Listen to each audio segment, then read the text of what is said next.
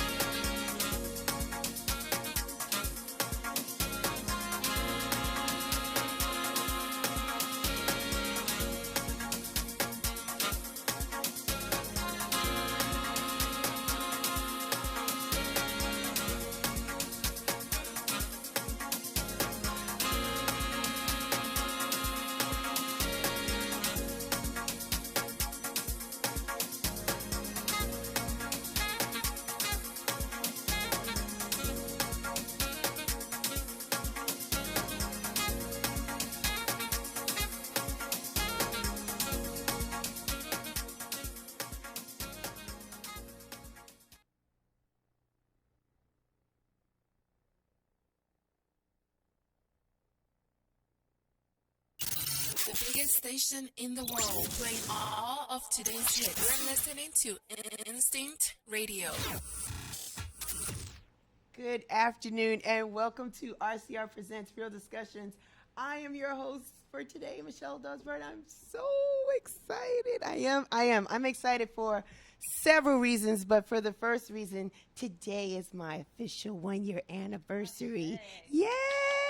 We give thanks. I've been doing this for 1 year, so I just want to thank everybody who's been listening and tuning in. And so I wanted to commemorate my anniversary month by talking about the thing that I love the most outside of my son, house music. So I have two guests today. They're going to talk to me about their passion and their love about the genre, about the music. But before we get into that, I just want to give people a little background about what RCR is all about. It's all about the empowerment and inspiration and motivation for women. We do that through various different things. We do it through community service. We do it through our apparel line. See the t-shirts, yay. Thank you for everybody that's been rocking and supporting the brand for 5 years. This is our 5th year. We're going to talk about that in the next couple of months, how we're going to promote that and celebrate our 5-year anniversary for Real Chicks Rocks, even it being in existence. So we're excited about that. We also do it through community service. We always want to give back. We try to find different ways and angles that we can collaborate with different organizations or groups to make sure that we give back and we don't leave anyone behind. And today, this other avenue or venue that we do it through is through the arts, through the media, and through the talk show and through music. And so we are here. So we want to thank everybody for joining us today. My guest and my topic today is the ladies that sing house with Miranda Nicole and Stephanie Cook. Yes. So I'm so excited. And I have with me Miranda Nicole. Hi, Miranda. Please, how are you? I am wonderful. I'm so glad you are here. Thank you. I'm so glad that you're here. Stephanie is going to join us momentarily. Unfortunately, she had to work today, but so she's going to dial in, so don't fret. We're going to have Stephanie as well. But right now, I want to optimize as much of the time with Miranda as possible. So welcome. Miranda, where are you from? Where's your birthplace? I was born in California, Inglewood, California. Cali girl. And then came to Atlanta. How long you been in Atlanta? I've been in the A for like easily 20 years. Really? Not longer. Wow. Yeah, I always say like I'm Cali, Atlanta dreaming. Yeah. I'm a mix. Are you really? Why Atlanta? Well, I didn't really have a choice. It was more, family, your child, you go where family. Okay. So, okay. But I definitely love Atlanta. I remember getting off the plane even younger and being culture shocked. Really? By seeing so many beautiful black people in one place. Wow. With no gunshots. Right. No drama. And I'm like, are all these people staying here? Right. I'm like, I was so confused. But yeah, it was great. Being here definitely has helped me just be, get in tune with my culture and more people who look like me. Right. And, California is beautiful, but it definitely sometimes can feel like it's missing that culture of just black people, motivating and working together. Right. So, yeah, I love Atlanta. Good. So tell me a little bit about when you were younger in California. What was the neighborhood like for you? Was it diverse? Was it a mixture of people? Oh, yeah. We lived in a very diverse neighborhood. I mean, mostly like blacks and Hispanics. And I went to school with, mostly Hispanics. I want to say I remember only having 2 black girlfriends. Wow. So, okay. and the majority of, my first boyfriend, Jorge, was Hispanic. You know what I'm saying? So it wasn't but that's kind of, that's the culture in California. Right.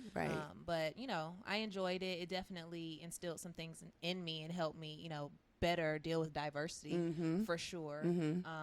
And then coming here as well, gave me the other side that I needed. So as a kid, what was the music you listened to primarily? Was it a lot of music? My dad worked at Loud Records in LA, which is a hip hop label. Nice. And he also, he and my uncle had a club called Club Unity. And so it was an underground hip hop club. Nice. And they didn't have a venue, but it was a monthly party that they would move around to different venues, like we do now, basically. Right. But I remember going with my dad to secure the venues, and I would hang out at the record label after school. So I definitely grew up a lot around a lot of hip hop. Okay. My dad loved hip hop. So, Wu-Tang was performing at my dad's club. Wow.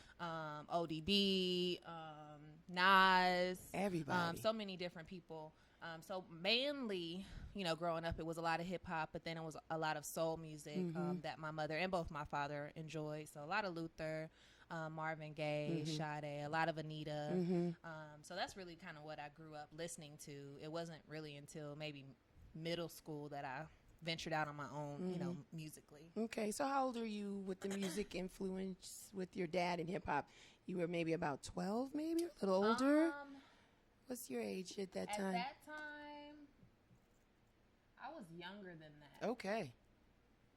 Because, and two, I moved back and forth a lot okay. as a child. So, like, I remember coming here, like, first grade, then going back sixth grade, then staying there till high school, and then coming back. Okay. So it was kind of like a back and forth type of situation. Okay. So in your high school years, you could probably where was high school spent here or in California? Here. It was here. So what was the influence for you in high school? What were you listening to around that time? I was listening to a lot of Janae. I grew up loving Janae. The other thing too, by my father working at a record label, he would always get the promo CDs before they would come out. Right. So he, a lot of times he would just like give me bundles of CDs and I would just be able to go through whatever it was. And they were always a lot of different things. I remember getting the Immature We Got It promo CD sign because I couldn't like go to the concert, and my dad made this big thing about it to like their manager, and he like sent this package which was super cool, and I still have that.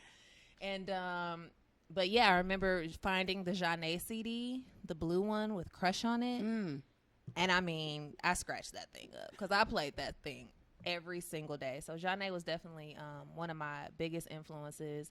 And then of course I loved Destiny's Child growing up. I remember getting the Writings on the Wall CD before it came out and like just playing that like, oh my God, this is the best thing ever. So a lot of Destiny's Child, of course TLC, Escape, especially like all my ATLians, right? Because it seems like people in other places act like they don't know who Escape is, but I don't know what's wrong with these people. But anyway, Escape was like one of my absolute favorites. I definitely followed them.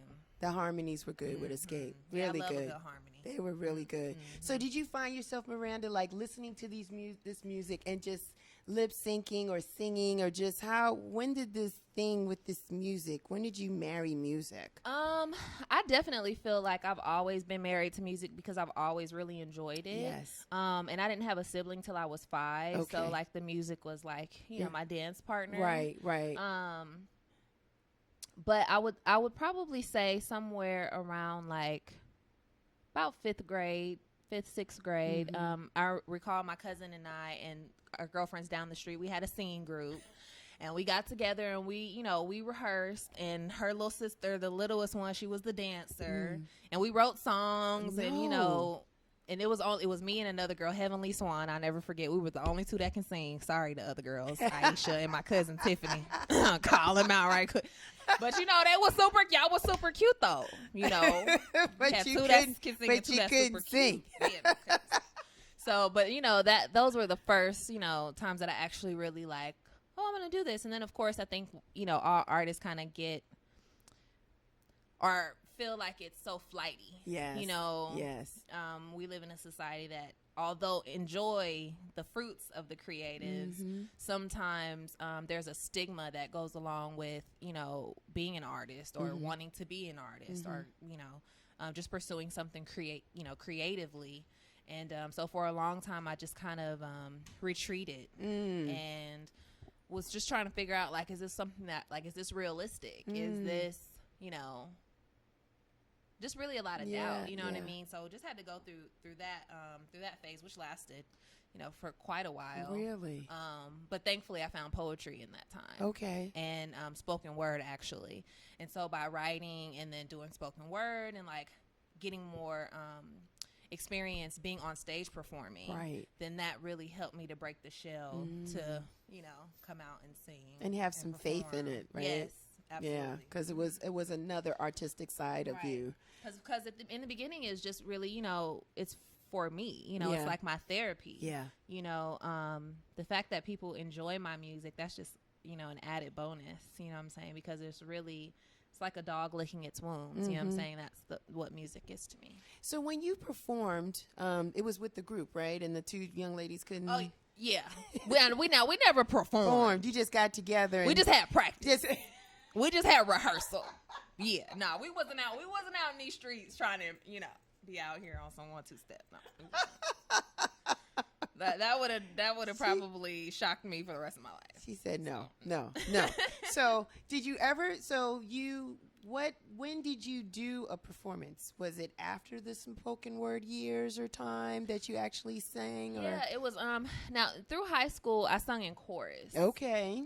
So that was safe for me because it's like you're with everyone else, and then I also did girls trio, so that was like another step, but still the safety of other people. And then after that, once I got to college, I did more like acting and poetry. And it actually wasn't until my junior year. I went to Savannah State. Shout out to y'all. Oh. And so I ran for Miss Savannah State. And so, of course, you have to have a talent. Yes. And I was like, okay, well, yes. Sing. And so I sung a song that one of my classmates had written because she was just super dope. And she played the piano for me. I sung the song, and I got a standing ovation. And when I think about that experience, I really feel like it was the experience that catapulted me to, and it was right around the time where I was just like, I couldn't think about anything else but music, but writing, but creating. I was just in that space. And so, shortly after that, the next year, I ended up leaving to come home to Atlanta and really pursue music full time. Wow. So you've been doing it for a while. Yeah. I just realized 10 years. Wow. I'm like, whoa, I'm not even old enough to do this. 10 years. You have a soul, and I think it's only when you sing. Because in the room, your energy is epic. Thank right? you. So you have great energy in person. But when you sing, it's something about when you sing, you can tell that it's been curated for quite some time and been cultivated. This isn't something that somebody stuck you in some sound booth and said, I want you to sing these lyrics. It's you come from a dimension or space where you have had soulful experience in your soul musically, and it comes out. And I see it even when you perform. And we're going to talk more about that, too. Thank you. I appreciate You're welcome. So when you left Savannah State, you're here in Atlanta. You're still kind of young, right? So now, but you have a little village because you've been back and forth from Cali and Atlanta. So you know people here. It's not well, see, because I went to school in Riverdale. So, and while that's only 25 minutes, roughly. Yes.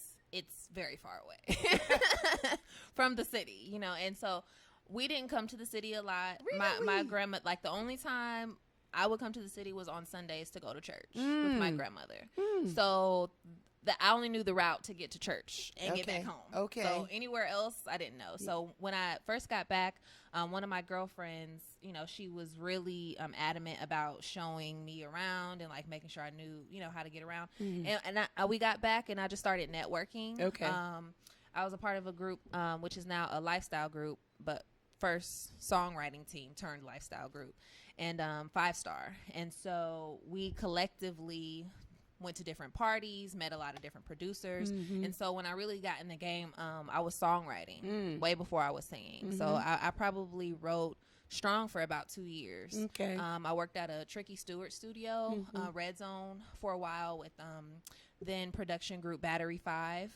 And I was there I went to work, to the studio. I was there. I slept on one of my girlfriend's couches for almost a month. Wow. Because I would leave the studio so late and it's too far a drive to get back. By the time I had to get up to go to work. So, she was just such a blessing in my life to even, allow me to just crash at her place. You know what I mean?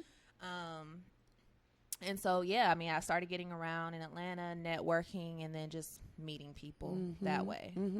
And so in meeting, did people say to you, you should sing, or ask the question, are you a singer because you wrote so well?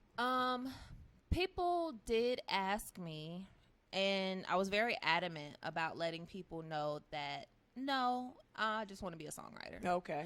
And the reason for that was because, one, I had not yet written a song for myself, right? A song that I can identify with, a song that I can sing. Because I recognize, thankfully I was able to get a lot of the business side from being with my dad in the clubs and at the label. But you have to sing this song forever. Like, just like, make no doubts about it. And so the thing about it is, if I'm going to be singing this song, I need to make sure that I can identify with this song. Yeah. Right? I can't be singing about something else that I have because you're going to be singing this song for, right. I'm still singing Kissing You. You know what I'm saying? Yeah. So,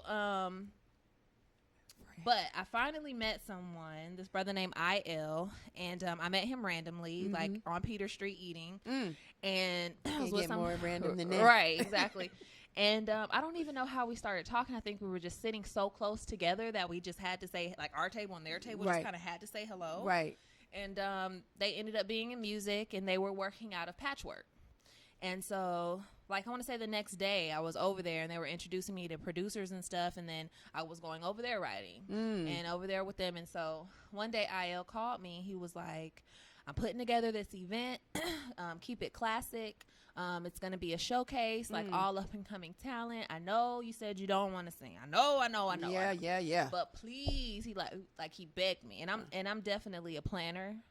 So I might be able to make some room, but don't ask me the day before because you just messed up your room. You just closed the door to your room, So he asked me a month in advance. Okay. And so I was like, I can't say no. You can't say no. That's plenty of time. I couldn't say no. And I had actually, maybe about a month prior to that, I had just wrote a record called Lovesick. Mm-hmm. And it was, as soon as I heard the music and wrote the song, I knew that the song was for me. Okay. And, I was like, okay, well, I have a song I can sing. I'll find a cover that I can relate to, and then we'll just go from there. And I had my two best friends, also from 5 Star, Simone and Dallin, they sung background for me. And, another girl, one of my girlfriends who was, up and coming with her wardrobe, she styled us. And, we went all out. We didn't have makeup. We just went all out, And, I was just really well received, and I ended up performing there every week. Really? And then it just kept going. Wow. Wow. How did you feel at that performance? I felt great. I felt a little, of course, nervous, going up for the first time. And, but what a lot of people said to me afterwards was that, or what I kept hearing was that, about my presence on stage. And that's almost like you can't teach presence. And just to know that I had that, it was like a strength, right, that I could therefore use and just get better, right. And when a lot of times people see something in you that you might know is there, but you're afraid to let come out, or just what have you. And just I got a lot of positive reinforcement from the people that were there, and from the club owner, from the venue owner, and even the venue owner, I still see him. He's always just you were one of my favorites. From the time you came, you were one of my favorites. And then too, because I was performing, my first song was more of a soft rock kind of song. Okay. And a lot of other people are singing R&B or hip hop. Right. So even then, I definitely stood out musically from the sound that was current. That was predominant at that particular showcase. So, that too, definitely made me feel good, because it's I've always seen myself as an everybody type of person. Okay. Not just this to this group or to this group to this group. Yeah. And I would like to think that I make music for everyone. You know what I mean? But I just encourage people to, step outside of what their comfort zone might be, listening wise and creatively, to enjoy something else. Right, right. So, well, there's power in the fact that you write your own music, because it's a feeling, it's an emotion, it's an expression that you have. It's very personal. Absolutely. And then when you take it and you grab the mic and there's some music to accompany that feeling, then it's awesome in itself, right? Absolutely. So that's probably your experience. And it seemed like it was a similar experience, but more mature than what you had at Savannah State when you were a junior, right? It was just okay, I did it then, and I'm getting that same feeling again now. Yeah, it was a lot of growth. I think about my journey, and it had to be the way that it was. Right. You know, like it had to be go to college and be a part of the spoken word Right. organization. Because even in that organization, which is called Word, you know, we went around the city of Savannah and performed in different places. Nice. And I was able to meet other, you know, poetry troops Right. and, you know, gain big sisters and gain, like, you know, all this momentum and people who are just really building into you and, like, you know, motivating you creatively. And just because they are so dynamic themselves, you know, just going to see them is like being plugged in. Awesome. You know, do you still do spoken word from time to time? You know, I haven't done spoken word in quite a while. It was funny because a little while ago I was in the shower and I was like, I spit something, and I mean it was crazy. I was like, yo, I would have gotten like the best applause ever. And of course I couldn't remember any of it. I couldn't remember, and I was like, you know what, guys, that was for me. That was for you know. But it was so good. So you know, sometimes I am, you know, when I get those blocks and writing songs, you know, I should definitely probably try to maybe like express, but sometimes I feel like I like to focus on one thing, you know, and give it all I got, because sometimes I get upset if I write like a great poem but I don't know how to quite turn it into a song. Like I've never done that. Okay because I write each the way that they need to be written.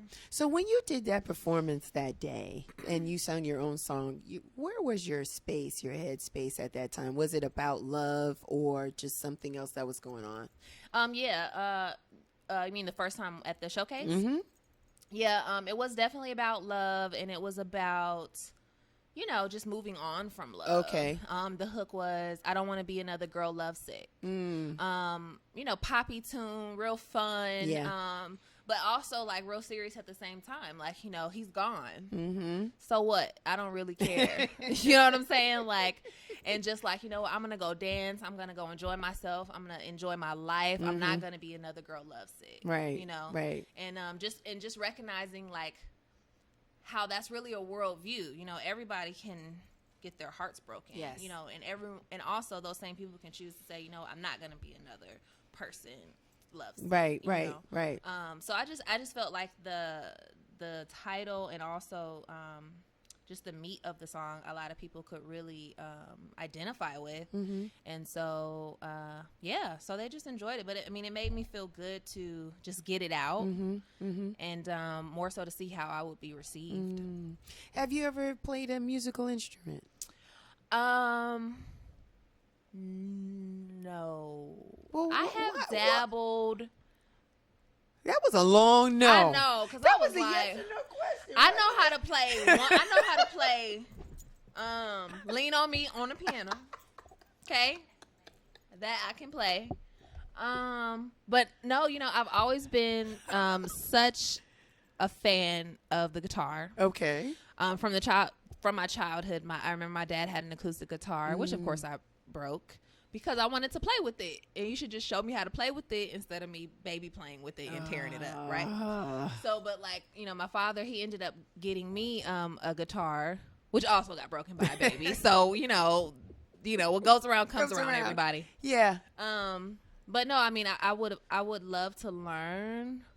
But then a part of me just likes to groove. Like, you know, I feel like sometimes when you're creating with another person, like I love to write with just a guitar. I love to write with just a piano. I feel like those are the times where it really just flows out of me a lot more and a lot quicker. Even when producers send me songs, I'll typically have them strip it down and send me the piano chords. Really? And then I write to that because that's what's pulling the emotion. Everything else is just like around me. Wow. And so in order to like really, because when I write a song, I sit down and I listen to it, but I think about how it makes me feel, you know, and then as I start writing, I think about, you know, people with emotion on the dance floor. Right. And how it might make them feel. Right. You know what I mean?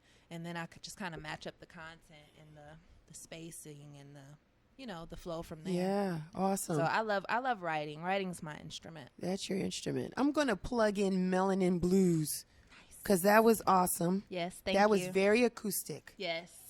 And you were in that space. Yeah, that Melanin Blues definitely poured out of me. Yeah. It poured out of me. Didn't take me very long to write at all. And just really close to my heart, and just a record that I wanted to do for the culture, for the community. Yes. And really too to shine a different light on what's going on, because everybody just wants to. I'm tired of being the angry black woman. Yes. I'm tired of my brothers being, looked at as angry black men. Right. Everybody's angry. You know what I'm saying? Like we're not angry. You know what I'm saying? And let's talk about like where anger comes from. Right. You know what I'm saying? Right. Like you can only pile sadness on top of sadness on top of sadness so much. You know what I'm saying? But that's what this record's about. It's about, the blues of the melanated person and the things that we go through a lot of times in silence, and why that sadness turns to rage outside doors. You know what I'm saying? Because we're so quiet about our sadness, and we don't want to talk about that part of it. And it has to be talked about. It does. Or expressed. Absolutely. So it was a wonderful piece. We're going to talk more about that. We're going to take a little break now. Okay. How about that? The time is going by so quickly. And when we come back, we're going to talk about how do we have all of this influence of soul and R&B and hip-hop, and then we sing house. So when we come back, more Miranda Nicole and CeCe Cook. Yeah, when we come back in just a minute. Thanks. The biggest station in the world, playing all of today's hits. You're listening to Instinct Radio.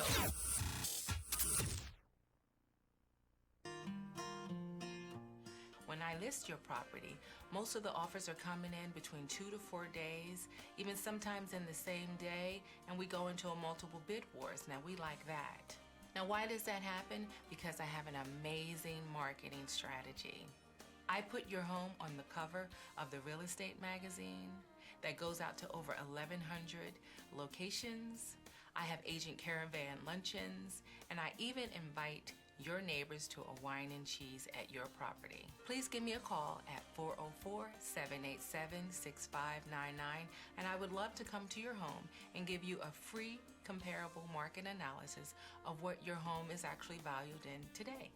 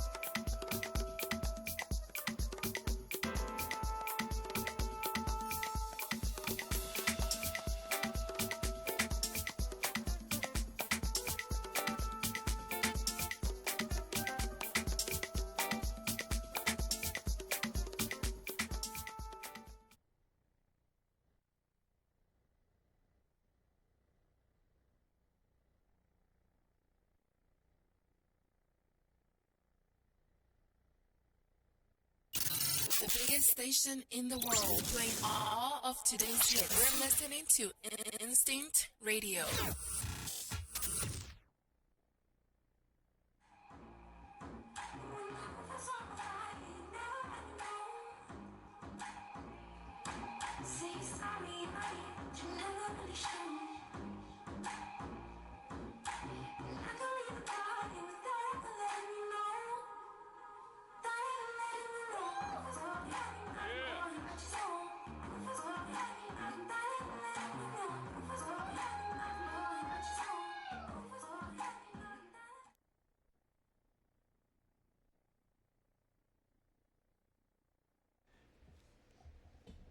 And we are back. Thank you for joining us. This is RCR Presents Real Discussions. This is part 2. Yeah, we breaking them up in parts when we take the commercial breaks and music. I'm happy to have commercials. Thank you so much. Shouts out to Donna Hogan. For all of your real estate needs, feel free to contact Donna Hogan at 404-787-6599. And then that Burlesque ATL, you want some of that. That show is coming up in April 29th, so get your tickets for that as soon as possible. All right, so we are back. We are talking with the effervescent and the lovely Miranda Nicole. Hey, everybody. Glamsoul is in the building, right? In the building. Right, so for those of you that are just tuning in, we talked about where Miranda's from, what it was like growing up, and the fact that she's been back and forth to Atlanta several times. She's not new to this. She's true to this. Okay, fill it in. So she's been back and forth and just having some relationships and family here as well as California. And then, she discovered the fact that she could sing and she enjoyed singing when she was younger. I think Savannah State was like a pivotal time for her, and her junior year was really great. But she held on to this songwriting thing. Like, I'm a songwriter, damn it. Only. And I'm not doing anything else. And so, then time went on and people asked her, like, I really need you to sing for this showcase, for this performance. And that's where it was like, I think all was well with your soul at that point, absolutely. Right? Mm-hmm. So you were writing. The song was good, made you feel a certain way. You felt very empowered, probably singing your own stuff. And now you're here in Atlanta, and you're doing the being in the city kind of thing, even though your family's based in Riverdale, right? Mm-hmm. Right? But you're spending a lot of time in the city, so you're getting to know people and growing and that type of thing.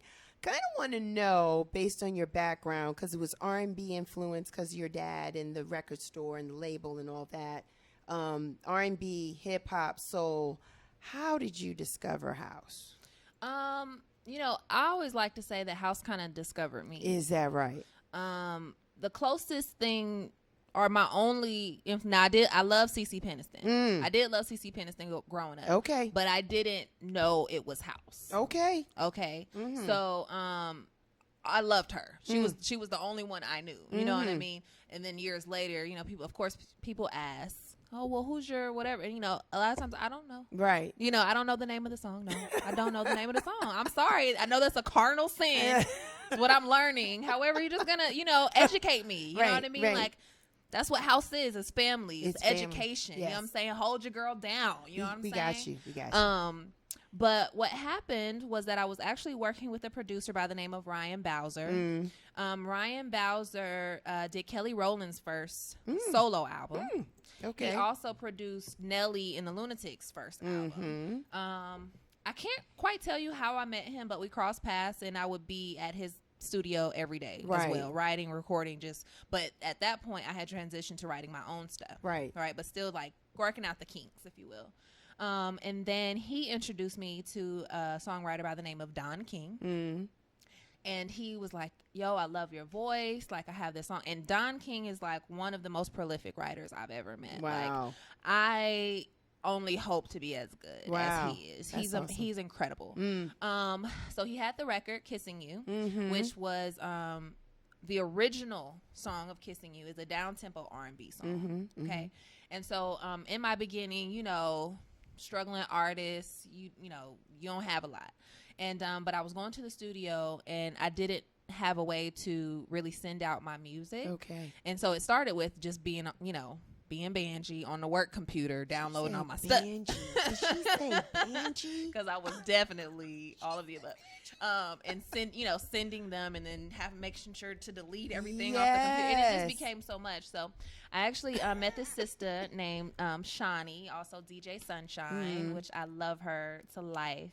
And I started using her computer, and we became really close. And so by her, being a lover of all things creative, she started listening to my playlist that I was leaving on her computer, like in her own time. So I remember one day she comes to work, and she's all belly because she was pregnant at the time.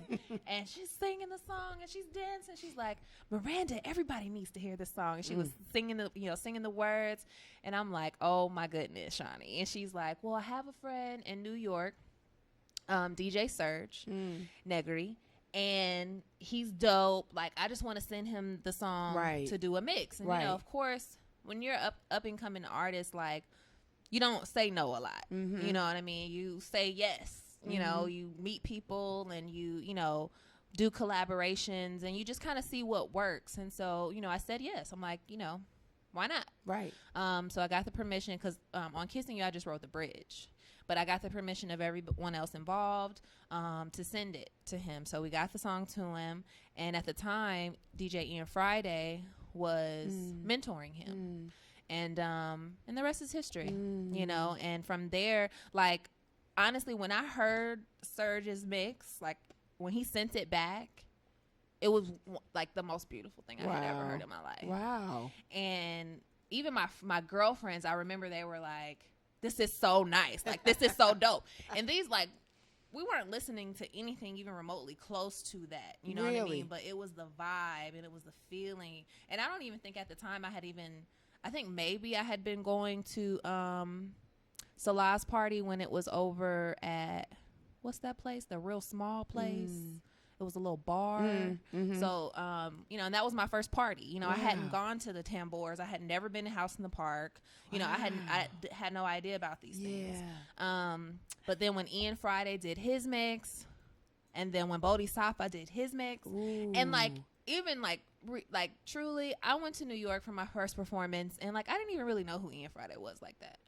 Like, I didn't know. And when I say I didn't know who he was, I didn't know he was as major as he was, right, and now, right, of course, as he is. And so just that kind of blew my mind, but I'm glad. I feel like me kind of not knowing was really like my safe place, right, because that enabled me to just be who I was gonna be and who I am. You know what I mean? With no pretentiousness, with no like, oh, I want to get something. It was just like, you know what, I'm just here to give everything that I've got. Right. You know, as an artist. As an artist, exactly. So and then it just kept going, and by the time I started working in house music, I had learned to be selective enough to know which records to choose. Wow. Because I had gone through, and even that, like, that was probably my first shift from yes to no. Really? Like, producers sending you music, and then they had a nerve to send you 2 songs, like they just the best thing since sliced bread. And it's just like, listen, no, send me like 5 records, and then let me choose. You know what I'm saying? Like, come on. And then it makes you feel bad for saying no. I'm like, listen, did nobody tell you to send me just 2 records? Like, that was like 2 is not going to be enough. I need 5. No, I need 5 because I need to be able to choose. You know, which one really speaks to me, because it's more than just like making $1 for me. I could easily write records and be like, yep, charge, write it. You know what I mean? But my voice is on that. Yes. You know what I mean? And then later maybe somebody start liking it, and they're wondering why I don't ever perform it, because I don't like it. Right. You know what I mean? And I don't want to sing it. You know what I'm saying? So that's why I'm very selective about the records that I choose. And the people you work with? Yeah, the people that I work with too. But honestly, a lot of times I may not know a lot about the people, themselves. We kind of, a lot of producers that I've worked with, I've actually never even physically met. Wow. Soul Dynamic, I've never met them. Whom else have I worked with that I've never met? Louis Benedetti, I've never who did Glow, I've never met him. And there's a couple more sprinkled in there. Ayanda Sigwili, I've never met him. And a lot, and it's a blessing though, because these people are in other countries. You know what I'm saying? Exactly. So, exactly. So you're getting international play and stardom. Shouts out to my people that are listening to me from Toronto. I Shout know out to DJ y'all. Junior T is listening. Hi, Terry, and others that are listening. Thank you for making my show international. I appreciate it. But that's amazing because what you write and how you write, your style and your sound, people can take it and run with it. Yeah, and I love that. And so thankful. it's awesome to go to different countries, Miranda, and hear you. Yes, that's. I mean, I've seen some video from like Croatia and Ibiza, and I see these big crowds, and I'm Amsterdam. like, holy smokes! I'm like, this is like serious, you know. And that's why, you know, one of my main goals this year and moving forward is just to get my physical body to these places. Yes. Because you haven't experienced me until you experience me live. You know what I mean? And I love the fact that people, you know, without seeing the show, go and buy the music, but and twirl to the music. But I feel like the show, that's like me. You know what I mean? Like, that's my opportunity to do what I do. You know what I mean? Like, the DJ gets their time to bless the people. And I just really think that it's important that, you know, the vocalists of house really get an opportunity to showcase not just our voices, but our shows. You know what I mean? Like, we ain't just singing in the background. I know. You know what I mean? And so, like, for me, I've kind of made it, I've kind of like bogart my way when I do shows. It is a performance. Yeah, I'm not just singing. No, I'm performing. Yeah. You know, like, I have my whole set. You know, I might have a drummer if I can find a drummer in your area. Like, it's going down. You know what I mean? Like, this ain't we ain't playing. We ain't mixing me in and mixing me out. No, negative. You know what I'm saying? It's the Glamsoul show. It's the Glamsoul show. So, you know, so I'm so blessed already, and I'm really looking forward to like crossing international waters to really like bring that show to the people who have already, you know, blessed me by loving my music. And you know what? That's what I'm going to say as a consumer of house and a lover of house music. I will say that for the ladies that sing, not just you and Stephanie, but there's so many others that are doing a wonderful job. Absolutely. They give a good show. Absolutely. Right? I was talking to Stephanie earlier this week about it. And the thing is, she wants to bring that show back. That show isn't back. A lot of times as a dancer, a consumer of the music, we hear a beat, we feel the vibe, we hear the vocals, we like the words, we don't know who's singing it. Right. We just don't know. Right. And then when you come and stand before us, we go, oh my God, that's her. I didn't even know. And it is a life-changing experience because now we connect with you in person. Right. We feel that a lot with the Monique Binghams and everybody, and especially with you because over time, when I first saw you live, I love the fact that I travel for house. I saw you in Chicago. Oh, really? At the Wonder Bar, wasn't that? That's the first time I saw Miranda Nicole in it. To think we live in the same state. And I went for the Chosen Few picnic. That whole thing was my first year. And I was hanging out. Shouts out to Shy Profess, because I was hanging out with him, and he took me to other places and spaces, and he was like, "We're going to the Wonder Bar." I was like, "Okay." And they closed at 4. We were getting it in, and you came, and you did it with the mic, and I was like, "She is fine." It was really good. Thank you. It was a wonderful performance. I wanted more. They only let you sing a few songs, but it was very cozy and tight. The vibe was right. Yeah, I had a great time. Everybody appreciated you. I got a card. Your assistant was giving out cards and stuff. I was like, she is so fly. Yeah, I had a great time. I'm actually going back to Chicago next month, so I'm really looking forward to that. Awesome. It will be only my second time going back since that time. Then? Yeah, I have not been. I don't know. I haven't been back to Chicago, but Chicago, what's up? Yeah, Miranda. you know, but Word up. I'm super excited to go back. You know, and even of course the first time, like just so much pressure. Yeah, you know, to go to the birthplace of house. Yeah, you know what I'm saying? Like, and to be, you know, the chosen few, and like so many of them. You know, and that weekend was phenomenal. It was a great weekend. Yeah, and it just to see so many people and like it was incredible. I had a great time. And people were about the music. Yes. No ifs, buts, ands about it. And you were singing and they were dancing and applauding you when you finished. And it was just so great. And you were just like, thank you. You were so cute with it. And I was like, dope. Thank you. Awesome, man. I hope your performance is awesome when you go back up there. Thank you. I'm looking forward Yeah, to it. they're ready for you. Yeah. They are ready for you. They are so ready for you. So talk to me a little bit about the Glamsoul. Tell me, how did that come about? So Glamsoul this year on my birthday will be 7 years old. So it was something that manifested prior to Kissing You even coming out. Wow.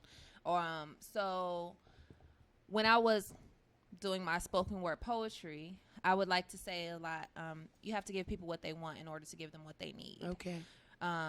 And it's still the same way. You know, people, we like certain things. You know what I mean? Right. We like to hear certain things.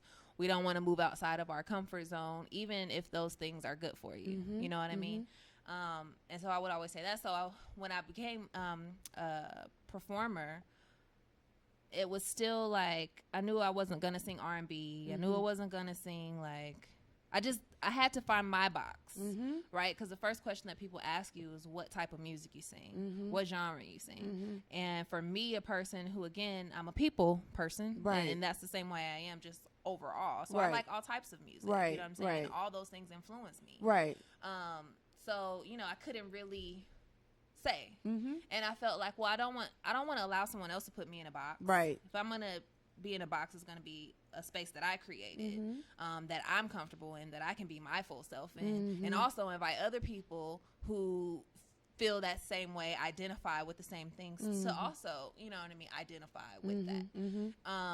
So that's where Glamsoul came from. The glam is, you know, the stage, the presence, the fashion, the drag, you know, all of that. And then the soul is, you know, the content of everything. The soul is me. Yes. You know, and, you know, my slogan is Glamsoul for all souls. You know what I'm saying? Because, you know, we all have a soul. Yes, we do. You know what I mean? And it needs to be fed good vibrations, positivity, things that uplift us. So, you know, it definitely, for me, and a lot of times it's a struggle because, you know, I'm human. Yes. And I go through different emotions. But I really feel charged to manage those emotions and manage what I put out into the universe and into the ethers and to people's hearts and homes and minds. You know what I mean? Right. And so I definitely feel like there's a filtering process as I write the music, to be sure that I'm giving something positive to people's souls, you know, and something that I can be proud of, and that when it's time to be accountable for what I did, I can say I did good work. And I've seen Glamsoul grow and mature. Yes. Right? Because I think initially when you get something from the universe, it might just be a concept or you get it, and it may be a little, you're in a transitioning space and trying to get other people to get it. Right, to get it, to understand it. And I think, you know, initially it was there, was always been there, but I've seen it evolve even more where you're owning it. Yes. And and exactly what you said, you're investing all of those different things. It's a glam swap. Ladies and gentlemen, it's a team. She has a team when she comes in, she performs now. People that make sure she looks good, she sounds good, the whole thing. And it's awesome because we need that. You know, I think as a vocalist, as an artist, as a singer, a performer, you need to go into character, if I could say that, you know, because right now you're very relaxed, you're very cool, but when it's showtime, you're a little nervous because you're like, I want to do well, the sound has to be right, there's light. It's a whole feeling, and it's an experience that you take everybody in the room with. Right. And that's what I get with Glamsoul. And that's something that no one else can create. So I want to encourage the other people that are listening that say they're a vocalist, they're a singer, you know, find your lane, find what your theme or your concept is, so that marries with the writing. Absolutely. So your storytelling, because we want to hear stories. Right. We just don't want you to spit lyrics at us, because that's what the top 40 stations do or can do. But when something about this genre of music, or just anybody who's creating anything, there's more empathy, there's more of a connection when there's a story tied to it, and we listen to the lyrics intently. And then when you have wonderful producers and or DJs that can take that and then put different types of rhythm or Right, beats vibe. or moves with it, then it's like, man, this is Exactly. epic. So now you're in track source and you got like 5 different versions of your exactly. feeling. You know, a little slower on the BPMs, a little faster, a little this, a little that. And so we get it. So the experience, the Glamsoul experience is awesome. Thank you. It is awesome. And then you get the visual photographs. She's doing a lot of that. Give you the stretch. You know, the stretch. Have you ever thought about modeling? Because you're... You know, I've modeled. You've modeled. I have modeled before. I've never been like super slim. And we all know that market is definitely geared towards super slim. But I did more like hair modeling. Okay. Growing up, like I started in high school actually, like doing some hair modeling. And then like, you know, just different shows. One of my really good friends, Clay West, he has an organization called C4AC, and it's where fashion meets music for the cause of cancer. So he puts together a really huge benefit fashion show. And so I've walked in that fashion show a couple times. He's had some really amazing designers. But it's been a while. It's been a while. I mean, I definitely have people, you know, encouraging me to do some other things as well. I'm thinking more along the lines of like acting, more so than modeling. Comedic? Can you be comedic? Because you got. I don't think I can be funny on cue. Yeah, that might be a setup. I might be setting myself up. You know, it's hard to be a comedian. Like, I just went to my first comedic show a couple months ago, and I was like, man, this shit is hard. Like, I would never make it. So, no. Just, you know, I think I got a good 5 minutes. You know, my jokes be spaced out. So, I don't think I'll be able to do that. But, you know, just I have to, honestly, and this probably sounds kind of crazy, like, I have to get more comfortable with being in front of the camera. Really? And not even so much the comfort level, but, like, you have to know your angles. And I'm goofy. You know what I mean? Like, a lot of people want to, like, Right. And I even, like, just received an email about, like, being a little bit more, you know, that's cool. But it's just, like, sometimes my goofy just takes over.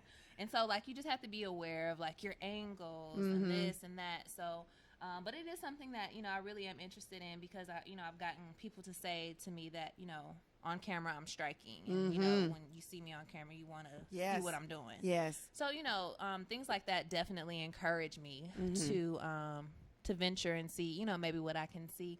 But, you know, I look forward to trying new things within the music, you know, some other avenues. Again, I'm a songwriter, so I have a whole catalog of music for other artists. So what I'm looking to do is like starting to play some of those records, you know, with bigger, you know, some of these top 40 artists. Right. And, you know, and also up and coming people. But get into, you know, some movies, some soundtracking, some things like that. So those are the things that like I'm kind of focused on because I feel like they would be just a nice cute coin for the Glamsoul movement to really like, you know, we need a little, you know, little manure and a little, you know, what they call it? A cute coin, you know, for the Glamsoul movement. Yeah. So, so yeah, just working on that. It's all possible because if Drake could do something with Black Coffee. Yeah. If Drake. When the song comes on, I just want to make an announcement every time, like. With Black Coffee. I was just like, for real though? Yeah. I was like, for real. Now, I will say that's the one time where I understand my chastisement of not knowing songs. Because whenever I hear that song now, or even the Tiana and Kanye song, I just want to like quickly have like a moment of silence so that everybody can understand that they did not create this. Right. These are, you know what I mean? But I feel like it's so important for the house music movers and shakers. And I mean the people who can really make things happen to wake up and be aware. Yeah. Because... You mean to tell me that Jennifer Lopez can come and Drake can come and do a house song and now it's playing all the time everywhere? Right. It's the same song. They didn't really do that much to it to make it commercialized. Right. So, you know, and that's what Glamsoul is like as well. You know, I'm not just trying to sing in the shadows. I want my music in top 40 because it is top 40. Yes. You know what I mean? Like, and I feel like we collectively as a house community have those records and we should strive to make those records. You know what I'm saying? It might be like, yeah, we make a 7-minute song, But when you do the mixing and stuff, make sure you have a radio cut. Right. Always. Always. You know what I mean? Get the people and then bring them to the party. And then they be like, oh, this song is 7 minutes? Right. Then it's amazing. Yes. You know what I mean? Like, Yes. I can't tell you how many of my friends that I've just invited to, like, house parties, like, at the house. But, like, we're having house music playing. There you go. And they're just like, yo, this is a completely different experience than I've ever Right. experienced. You know, from the vibe, the energy, the spirit, to even, like my guy friends are always like, oh, my God, all these women live in Atlanta? Right. And I'm like, yeah, they all at the house parties. You know what I'm All saying? the time. All the time. All the time. So you know, I just think it's important that we take heed, and it's not the first time that mainstream music has borrowed from you know, house vibes and just traditional sounds and culture to enhance, you know, sometimes what can be a music without a lot of soul. Yes. You know? Yeah. And I feel like it's important for us to take a stance and say, like, no, you know, you can have a great song. You can dance. You can feel something and still not, like, rot your brain cells out. Yeah, you're right. I mean, you said that CeCe Peniston was one of your idols or people you listened to, and so and you were listening in the house and you didn't even know. Right. So we always had some kind of positioning there. Absolutely. We just need to get back to it. Absolutely. By I don't want to say by any means necessary, but I do kind of mean that. We do. Because well, I think it's just about creating. I think it's about not holding on to opportunities. It's about, you know, sharing and spreading. Like, one thing that kind of, like, has begun to get under my skin as I'm paying more attention, but just saying the same names on flyers all the time. Right. You know, and even, like, I understand, like, a lot of times DJs want to, like, trade the opportunities back and forth, and that's great. But, you know, if you know that you are in a city where there's a really dope house singer that's really going all in for the music, like, why not say, you know, well, I'm going wherever, you know, Miranda Nicole lives here, you know, such and so lives here. Right. I think it would be dope if maybe we did a duo thing, right? Just something, and even just the mentioning of it is power. You know what I mean? Because, like, you know, for me, I don't want to feel like hostile takeover. You know what I'm saying? But I also want to make sure that I come to do what I'm supposed to do and not allow anyone to place me in just, like, a place. In a place. Right. You know? Right. Sounds good. We're going to take a break. And when we come back, we're going to talk about Miranda Nicole and her international travels. You were gone for a little bit there. We're going to talk a little bit about that, the feeling, the experience, and how that might have opened some more doors for you. So when we come back, more with Miranda Nicole. The biggest station in the world, playing all of today's hits. You're listening to Instinct Radio. When I list your property, most of the offers are coming in between 2 to 4 days, even sometimes in the same day, and we go into a multiple bid wars. Now, we like that. Now, why does that happen? Because I have an amazing marketing strategy. I put your home on the cover of the real estate magazine that goes out to over 1,100 locations. I have agent caravan luncheons, and I even invite your neighbors to a wine and cheese at your property. Please give me a call at 404-787-6599, and I would love to come to your home and give you a free comparable market analysis of what your home is actually valued in today.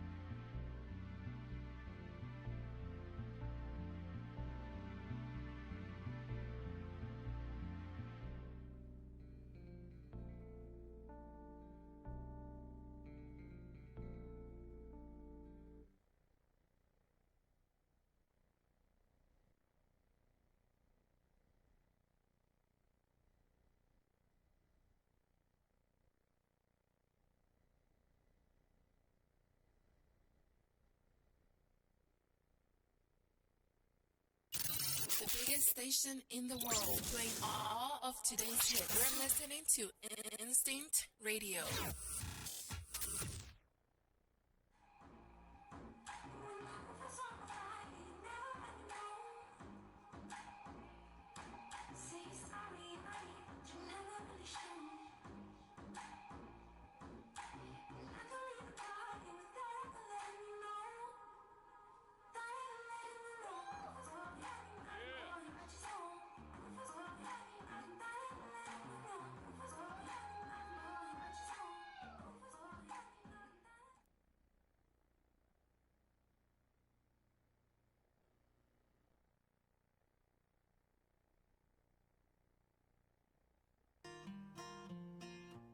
When I list your property, most of the offers are coming in between 2 to 4 days, even sometimes in the same day, and we go into a multiple bid wars. Now, we like that.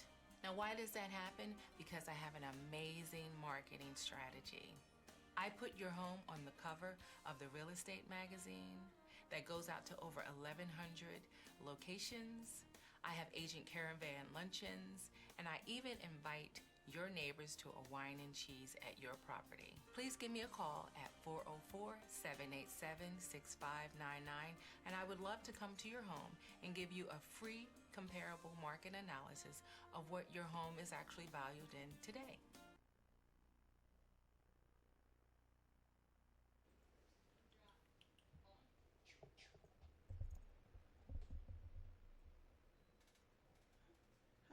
Hi, welcome back for RCR Presents Real Discussions. I'm your host for today, Michelle Dosberg. My smile is super big because it's my anniversary. Yay, big ups for being here for a year. Yay, we're excited. And so today's topic is the ladies who sing house. And I'm really down to the lady, right? Yeah, because Stephanie Cook couldn't get off work to come and join me. So Stephanie owes me. Hi, Stephanie. You owe me. We look forward to having you here in the future. I'm sorry. Life happens, and we have to do what we have to do to pay the bills, and we have responsibilities. Keep making that good music. Yeah, man. And so as much as we want her to be here, if her job won't set her free for a little bit, then that's what it is. So I know she's with us in spirit, and so thank you. Thank you, Stephanie, for even willing to do this. But Miranda has had the dialogue with me today, and it's been very enlightening and very informative, and I thank you. When we left, we talked about the birth of Glamsoul and everything that you put into that, and I want to talk to you about, because I've missed you. I missed you too. I did. I miss you. I came to Miranda as a fan initially, someone that just really appreciates her for what she does as her art, and just wanted to be inspiring whenever I could. And whenever I saw Miranda, I just love your music. I just didn't want anything. I didn't want anything from her. I just really appreciate what she was doing. And thank you so much for that. You're for welcome. Your encouragement. You're welcome. And she shared with me that she was going out of the country for a little. I was like, I got really nervous. I was like, you're leaving? Like, are you leaving? She's like, no, it's a great opportunity. I'm really excited about it, but I'll be back eventually. But right now, I got to go do this. So tell us about where you were for a little bit. So I traveled to Beirut, Lebanon, in the Middle East, just across the water from Egypt. Nice. So I was right there in that area where it was going down. Yeah. All on your own? Did you know anybody there? What was the situation? What was so crazy about it is that, when you make any leap, I would like to think you don't always know, like, is this the right thing? Right. And, it's always so amazing when God will give you reminders of his love, his protection, and also that he's the one that made the way for you to be where you're at, you know?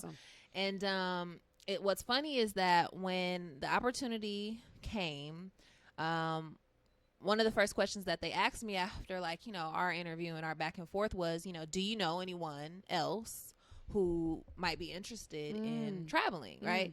And so, of course, I'm thinking about people I know, you know, in Atlanta. And then I'm also thinking about, well, who's an artist that can go to leave? Because my first trip was 3 months long. So I'm assuming most people can't just take 3 months off of their job and be like, I'll be back. Right.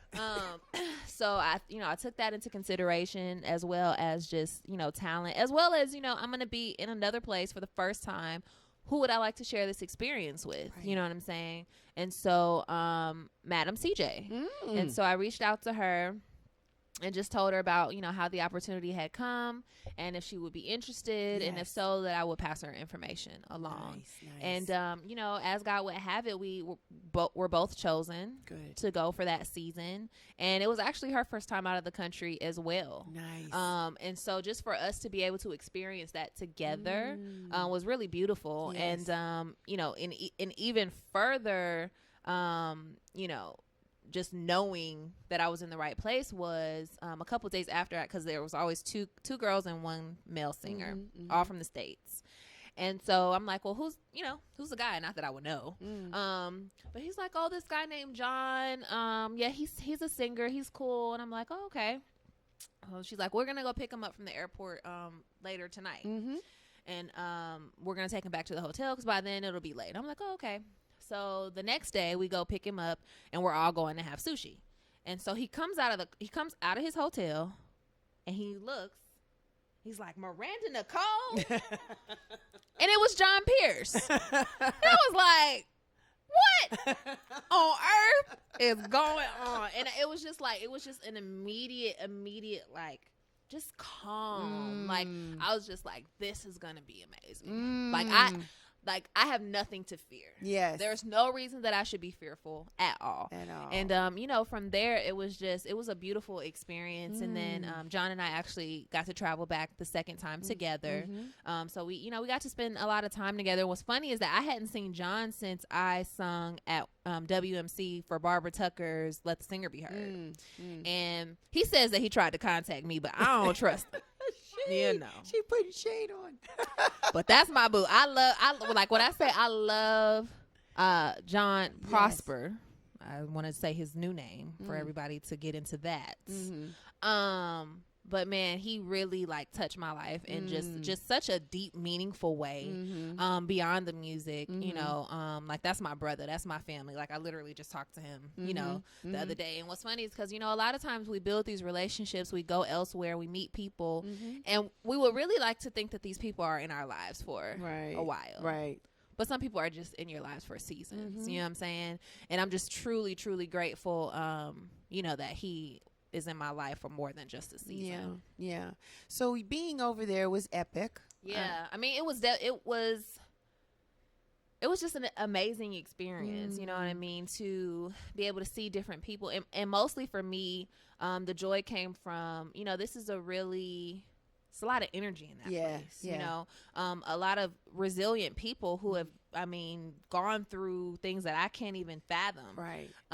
And so to be able to sing for these people who have been through so much, like in recent years, you know what I'm saying? Yes. That it just made me feel like I was bringing them joy. Right. That I was making something better for them. And for me, like that trumped everything. Now, didn't it stretch you as an artist, right? Because you had to do costume maybe, or just do some themes. Well, we did only a couple themes, like, we did Halloween and they like dressed us up, but there was never, it wasn't like a Vegas kind of thing. All right. So, but I did have to change, two, maybe three times a night. We did have a couple shows, like we had a rock and roll show set, so we had that outfit. Then I did like a reggae set with John, and so we had those outfits. Nice. But outside of that, it was just, I wouldn't say quite my glam drag, because the glam drag can be a little, we can give you a little side boob sometime. So we wasn't giving no side boob in Beirut. They wasn't finna have a side boob. Not on stage. That's just too much. They're not doing that. Yeah. So but they weren't it wasn't oppressive. So I was definitely able to wear my clothes, things that I enjoy. And I got a lot of things there too. While I was there, I went to a couple of places where the designers were local. Nice. And just made sure to, invest in certain places there as well. And, I learned a lot about their culture and just even like community, because they're, families live together. Like if you're not married, then you don't leave the house. Right. And, there's a lot of family owned businesses. And, the first time around we would go to like a major chain grocery store, and then the second time when John and I went, we decided, well, we're gonna shop locally, right, and then we'll go to the store for the things that we can't get, right. And that really helped us to build relationships with people, and like they're seeing us come out the apartment, and everybody's like, hey, you know what I mean, everybody wants to say hey, and like, kind of thing. So it definitely made me feel like I was supposed to feel. It was a reminder of who I am. Okay. And I'm just extremely grateful for that. Yeah. How did you feel not always having the ability to sing your songs during that time? That was definitely stifling creatively, to sing the same like 2 or 3 songs for like I literally sung the same songs for like 7 months. So it was like, wow. And you have to go out there and sing it like it's the first time you're singing it. And it's not a groove. Like, it's not like you're playing with, the brothers in the band. These little Arabs, and they the Lebanese. And I love y'all, but y'all know y'all be doing stuff the way y'all want to do stuff. And that's just the bottom line. You got to get talked about sometimes. So, it could be, because I would like to say that I work well under pressure. I would like to say that, creatively I can move about. But sometimes for me, especially like it's already kind of difficult for me to sing another person's song. Like I've never really been, and people who, follow my movement know that I don't be on the Instagram singing covers a lot. That's not really what I do. So to sing, and I was singing songs that I did like, however, it's still a groove. It's not like, playing with the brothers from Atlanta, so how that magic begins to happen and like how it might go somewhere else, there was no room for that. So, and then 2, now you're being judged from that place. And I didn't like that. I didn't like, I will say that I did feel at times, not even so much singled out, but I felt like people were trying to make me believe that I was not who I was because I wasn't singing Rihanna correctly. Right. When y'all playing the tempo 5 tempos too slow. Right. But let's not talk about that. You know what I mean? No, let's not. So, it was definitely, it was interesting, but even in that, I felt like that's just a test. Because the reality of it is y'all don't know who I am or John Pierce. Right. So while you trying us, you really trying yourselves. Okay, and that's just the bottom line.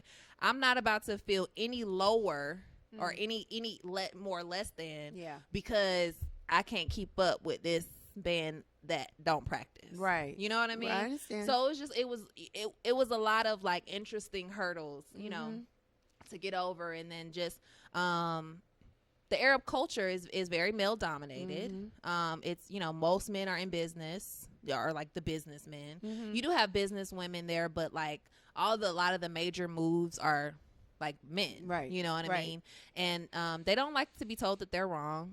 They don't like to be told no. You know what I mean? Like they want to be able to tell you to do something and you jump and do it, kind of situation. And of course, that's a cultural thing. Yes. So there was a lot of things culturally that I had to not even so much lose, but just be like kind of less American a little bit, because I feel like we go, or sometimes people can go with this mind frame of like, I'm American and this. So I decided, like, even before I got there, that I was leaving I just knew that would taint my experience. There you go. You know what I mean? Because like in Beirut, there's certain things like you can't flush toilet tissue down the can. It has to go in a trash can. So things like that. You know what I mean? People can make a big deal about that. There's no dryer. You gotta put the clothes over the thing every time. So that means you have to plan to wash your clothes, because if you need it in 2 days, you better hope it's dry. You see what I'm saying? So, there were things like that I could have complained about. Right.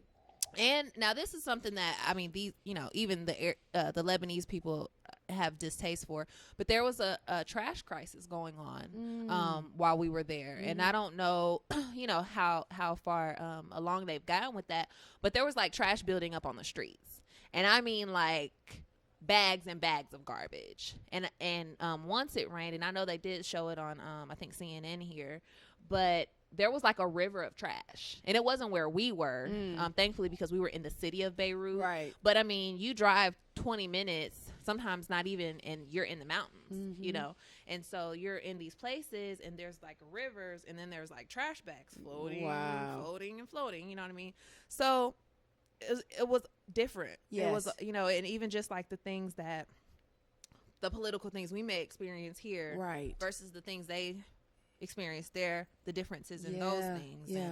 And, but you know, I'm very, very glad that I chose to make that decision before I got there, to just enjoy my experience, right, and at every level. Yeah. You know, and not complain. You know, so I didn't spend a lot of time complaining, and I wasn't homesick. No. I was, I mean, I want to say, like, towards the end, like, of course you miss certain things. Yes. You know what I mean? But as far as, like, wanting to come home that very moment. No. Or, like, can't sleep because, like, no. Like, I mean, the food, we ate great food. Yeah. You know, we took taxis everywhere, so it wasn't like we had to drive. We did walk around our neighborhood, so that was cool. Just like, you know, people get used to seeing you. And, yes. And they love hip hop and play trap music and all that. And of course, being from Atlanta, it was funny because even in Atlanta, I don't even listen to the radio. And I find myself listening to the radio more now that I've come back from Beirut, as a way to kind of remind me of Beirut. You know, so it's a interesting dynamic, but you know, certain things definitely made me feel at home, and we did touristy things. Yes. You know, we went to go visit a lot of places. There's a lot of spiritual energy there in that particular place. So I was able to visit some places that really helped me grow spiritually, right, and just to see God in a different way in a different place, and like look at the sky, and it's like the same sky but just so different. Right. You know what I'm saying? Right.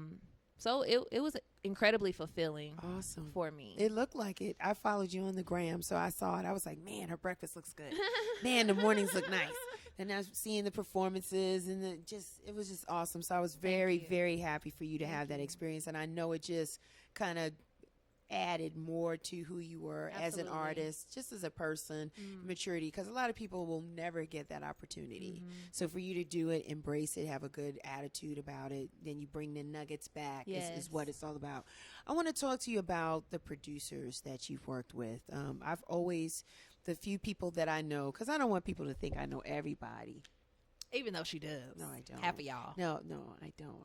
I like a lot of people in the business. I do like and respect a lot of people in this industry.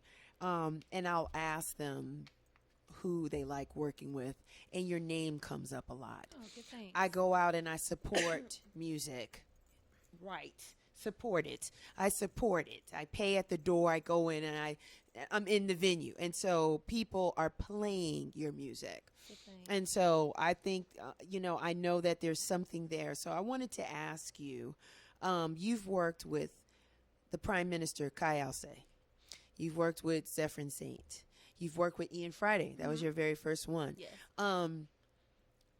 Any experience, which one of those would you say was like, oh my gosh, this is epic? Or they're just all great people to work with? You know, I've really been blessed to have to work with some really great producers. And they've all been something different on different levels. Gotcha. One thing I'm really thankful for is that I've been able to build these relationships. You know, I mean, being a female singer and then working with a lot of men, a lot of times you just want to be free to be an artist. Yes. You don't want to feel like a piece of meat, right? And a lot of times you get that in like more of the R&B, and you know, and even that as a community, I really have appreciated that. You know, even if you might be attracted or you enjoy the drag or whatever, it's not like a meat eaters club. You know what I'm saying? Right. So, but working with Ian Friday was an incredible experience. Ian Friday is the reason why I started touring so much. He was the liaison between pretty much like my first Tri-City tour was all Ian Friday. Wow. Ian Friday looked out for me. Like, he could have easily, like, charged me for booking me, you know what I mean? But he was like, nah, that's you. Wow. You good. That's you know awesome. what I'm saying? Like, he would, you know, we would sit down in his living room and I would go through my performances. You know, he would sit there, he and Caroline, and like, okay, critique and da-da-da-da-da, you know, and certain things like that. Because that was New York was my first major performance. I had never performed in New York ever. And so for me, even those things like that being the first, and then like, you know, doing it, you know what I'm saying? It was like, wow, okay, well, now that's done. It makes you feel like, okay, I can do it again. But I'll always, you know, love and respect Ian Friday for that, and for how he really made room for me, and he didn't have to. Yes. So, you know, and, you know, he's just a good brother. Like, you know, I can talk to Ian about, like, regular life stuff. You know what I'm saying? And, you know, that's one thing, even in working with him, I had just lost my grandmother. It was just a lot of stuff going on. And so to be able to speak with him and, like, him talk to me like a person and not a product was really, really incredible. Kai Alce, I love Kai Alce. He is just, for me, Dance Like You've Been Here. So when I wrote that song, that's also one of those records that was another, like, had another song behind it. But I never released it. I performed it, but I never released it. But the original was produced by this guy, Applejuice Kid, who did Azalea Banks' first album. And so, you know, sometimes mugs be big shit and I don't have 2 G's to pay you. You know what I'm saying? So whatever. But anyway, I knew the song was like a hit. And I knew that it was like, it was my version of a house song. And it was the first one that I had ever written. And so it had to be heard. And so I don't know what made me reach out to Kai, or why it was Kai. I just knew that it was Kai. And I mean, when he sent it back, it wasn't just house, it was Glamsoul. It was Glamsoul. It was like, yes. He gets it. He got it. Yeah. On the first try.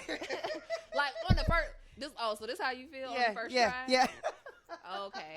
All right, then. I see who I'm dealing with. Shouts you know? out to Kai. Yes. You know, and then, you know, I just love, like, he's so nonchalant. He's very, like, cool. It's almost like you go to the studio and you feel like, did we do something? But it's like, it's so free flowing. And then he sits and then you're like, hey, we straight wrote 2 songs. Yeah. You know? Smooth. So yeah, I mean, I've really enjoyed working with the majority of the producers that I've worked with as far as the creative part. And I'll definitely say too, with Kai, I'll say something that I really respect is that Kai Alce is a great businessman. And that for me, again, because I am business minded. And you know, I recognize you have to, you know, be after the business and be about the business. And it's not always the most like glamorous thing. No. And it doesn't always make you feel good either. You know what I mean? To like have to like feel like you have to strong arm somebody into just doing something that's very basic. Very simple and very a part of business. You know what I'm saying? And honestly, I just feel like the culture sometimes of house has been that of like lacking in the business part. And so I feel like that definitely, you know, bleeds out in other places. But with Kai, I'll say I never had to ask for a penny. Even when I was in Beirut for 7 months. When I got back, Kai was like, yeah, you got the money I sent you. I was like, oh, you sent me some money? He's like, yeah, check your PayPal. And I'm like, check my PayPal. You know, and so I just really appreciate that. You know what I mean? It's not like we making millions and millions of dollars, but when you're, you know, a working artist, it's like all those pennies count. They do. You know, I have a special place for pennies. You know what I'm saying? Like, I'm gonna use all of these pennies. You know. So, but you know, I don't have any horror stories. That's good. I definitely have some lessons. You know, some things. That, you know, I won't share, but I've definitely learned some great lessons I've worked with some really great people, and you know, I'm just looking forward to continuing to, you know, make music with those people who, you know, we vibe well, and we have the same passion for what we do. We have to raise the vibration about the business side. Absolutely. Truly we do, because people have talents and gifts, and those talents and gifts need to be compensated. Yes. It can't always be for the love. Right. The love doesn't pay the bills. Yeah. I mean, love don't pay the bills in real life. No, it just doesn't. You know? So, you know, you might as well just come clean and be honest and say, you know, I can do this versus that. Right. And you know, and that's because a lot of people don't know this about me, but like, I don't have a manager. And throughout my whole journey, I've never had a manager. Wow. So it's not been like, oh, I had one and then they left. Right. Like, No, it's you. Yeah. You know, God really is my manager. I hear you know you. what I mean? Sitting on my head like, okay, these are things you need to do. Right.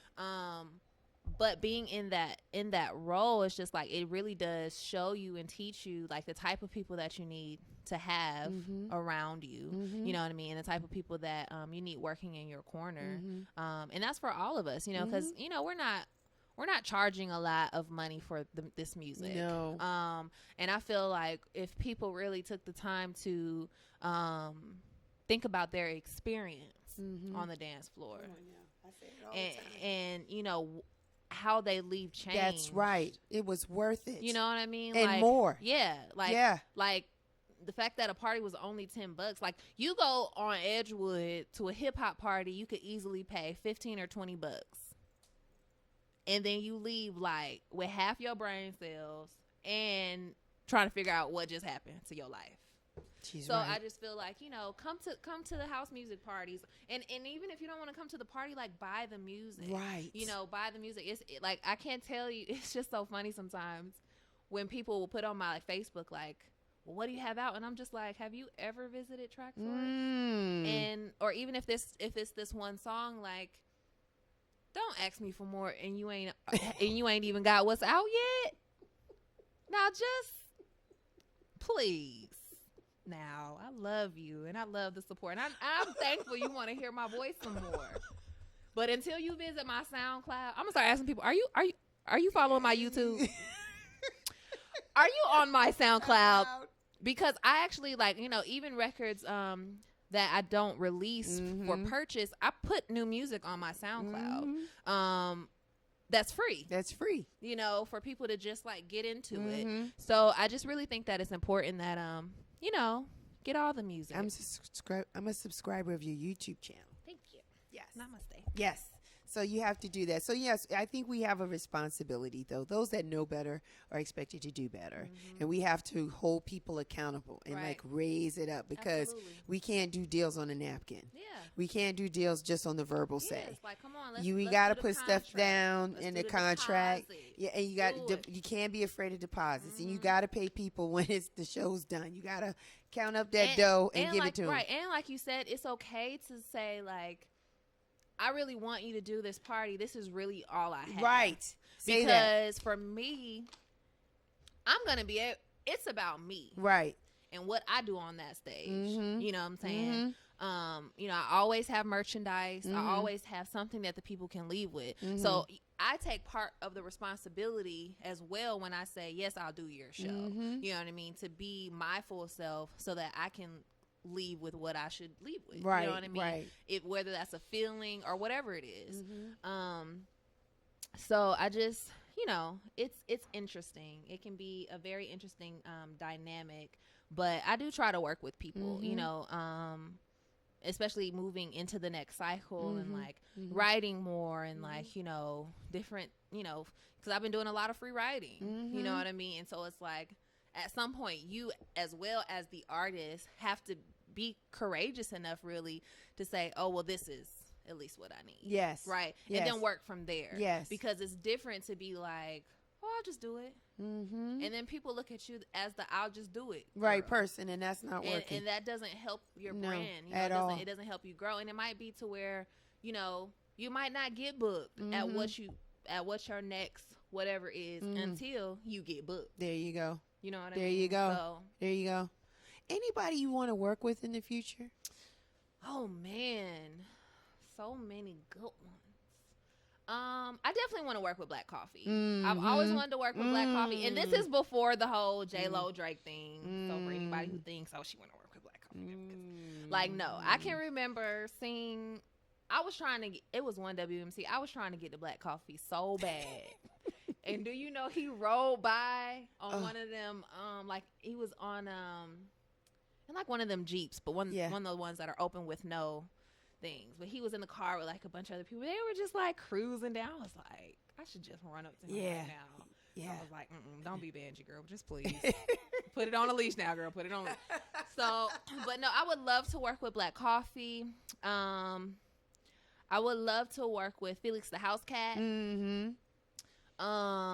It's another brother I really like.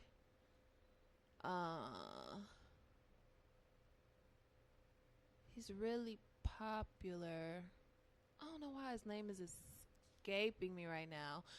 But I would like to work with Shango. He's a DJ producer. He's dope. Or Sango. And probably Louis Vega. I think Louis Vega and I have some straightening to do. Yeah, some pass the cross per se.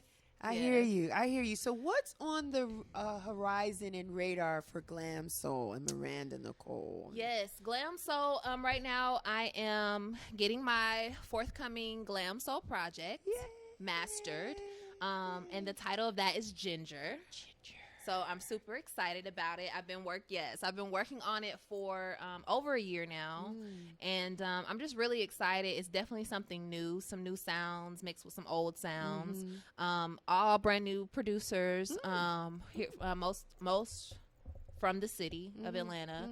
I have a record with Nikki Monty on there, and I love Nikki Monty. She's doing some really, really incredible things. Her music is just so dope. Shouts out to like Nikki her Monty. production is unlike anything I've ever heard before. Honestly, it definitely has a spirit of its own. So y'all definitely be looking out for that. But we did a record called Select, which is like really one of my favorite records. Is like just the content of it. The hook says correct before you select. It's really like a reminder to women and to men, you know what I mean, to be selective when you're selecting your partner. All right, you know what I'm saying? Correct before you select.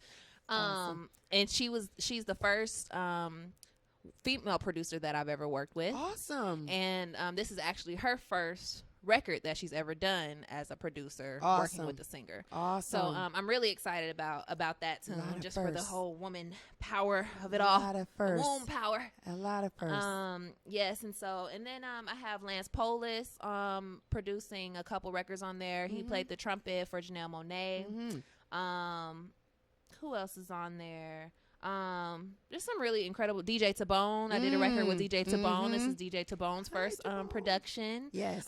So I'm really excited about that. I don't really have any features on the project except for an MC by the name of Willie Hen. He actually just got back. He was on tour with Music Soul Child. Nice. And he's here from Atlanta. He's like one of the other artists that I started performing with way back in the day. At the same event. So I'm just really excited about it. My first single is entitled 86. So that'll be I think I want to drop that sometime in the next like week or two. Really? I'm just gonna drop it. I just feel like it's time. Boom. Can't hold it. It's too hot. Yeah. So I have the cover for it. I've got the cover for the EP. And so I'm just ready. I'm ready to move. I've been working on my EPK. I just finished up kind of like a teaser video I shot with Chilio, who's the man here in Atlanta. And then just work with some really dope creatives on the visuals. Yeah. And I'm just really excited about, the direction that I'm moving in and the momentum of Glamsoul. And, I know that as we go, life will take us and, different things will happen. But, the music truly is in me. You know what I'm saying? So no matter where life takes me, no matter, what things kind of happen that we have no control over, I'm going to continue to make the music. You know what I'm saying? And I'm going to continue to just dig deeper. This project was really, I feel like my goal and my intent was to be as bare as possible, to just really flesh out and also to heal myself of some things that I was going through while writing and while Okay. recording. Okay. And even when coming back to it, you know what I mean? So, a new show, working on a new show. I have new records also coming forth with Kai Alce. Nice. We have a record called The Bridge, which I'm actually going to debut my single acoustically. Okay. And as well as some new records from Ginger and my record with Kai Alce this Saturday at Moods Music for Record Store Day. Yes, I'll be there. Yes, so I'll be there. 2:00. If you're in the A, come by, holla at through. me. Come through. Yeah, it's gonna be a different set, so I'm really through. excited about it because I think a lot of times people are used to, even in smaller spaces, used to me doing like the house stuff and like kind of dancing, which is great. But I feel like it's important for people to see Your range. me in a dynamic way. Yes, because So- you're all about, you have music for everyone. I do. You have music for everyone. That's awesome stuff. So you got a lot of stuff going on. Is Ginger to you like Sasha is to Beyonce? Ginger is, so the album of it's Ginger, literally, right? So Ginger for me is like one of my favorite herbs to use. So it's an herb, not a person. Yeah. But the idea of it, right, is definitely, it's sassy, it's spicy, it's, so the personification of ginger is really the reason why I chose ginger, as well as, the cleansing properties of ginger and how this project really has helped me to cleanse my palate of some things and, really give me an opportunity to show people what glam soul is, and not by, because you have this big name DJ over your song. Right. Like, no, this is glam soul, and the people who are behind the project are really dope, but they might not be known. Right. You know what I mean? Right. And even that to say, like, Ginger stands alone. Ginger has its power all by itself. You don't need to add it to nothing else. I heard you know that. what I mean? So I'm excited about it. Yeah, as you should. How can people find you, Miranda Nicole? Tell the people. Social media, Instagram, Glamsoul Star on IG, Glamsoul Star on YouTube, Glamsoul Sounds on SoundCloud. Everything spelled correctly. I was an English major, so I just have an attachment to spelling words correctly. Sorry, guys. So, Glamsoul Sounds. Glamsoul Sounds. So, that's where I'm at. It just comes right out. You can't help it. The goofiness. It is. I love Goof it. troop. I love what you do. I love what Thank you're you. about. I love Thank the way you. you present it. Thank you. I think your voice is legendary. Thank you. I think you have a wonderful voice encased in this wonderful, vibrant being. And you have so much more to offer. So I just wish you nothing but continued success Thank in you so every single aspect of your life.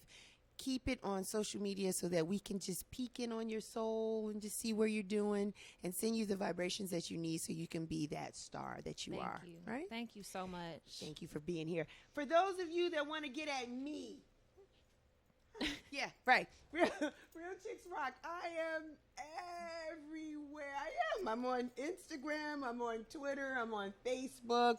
Get at me. Send me an email. We got things coming up. I didn't want to take away because I wanted to talk to her. But we have things coming up. So stay tuned. Keep support. Thank you so much for supporting us for a year. That is just, you know what? Thank you for the shares, the likes, the stopping me in the street and saying, I heard that show. I thought it was good. Thank you so much for the text messages, the love. I so appreciate it. I just want to, continue to do something that is valuable, that adds value to your time, to your being. We just want to inform you, empower you with some knowledge and some entertainment, some good information. That's what we want to do. So thank you for the well wishes for our anniversary. Until next time, continue to rock on. Take care. Bye. The biggest station in the world, playing all of today's hits. You're listening to Instinct Radio.